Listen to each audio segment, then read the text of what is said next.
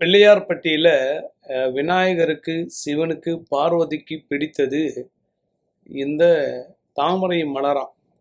தாமரை மலரில் அர்ச்சனை பண்ணாலும் சரி, தாமரை மலரை தெய்வத்துக்கு சமர்ப்பணம் பண்ணாலும் நினைத்த காரியங்கள் நடப்பதாக சொல்கிறாங்க.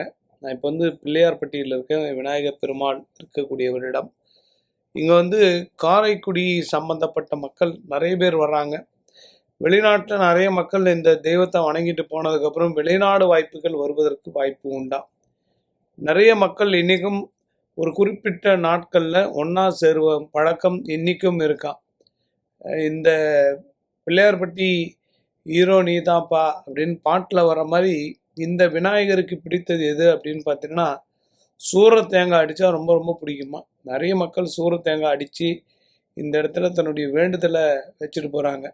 3 முறை தலையை சுற்றணும். வலது பக்கம் 3 முறை, இடது பக்கம் 3 முறை சுற்றிட்டு நம்ம சூர தேங்காய் அடித்தோம்னா நினைத்த காரியம் நடக்குதுன்னு ஒரு நம்பிக்கை.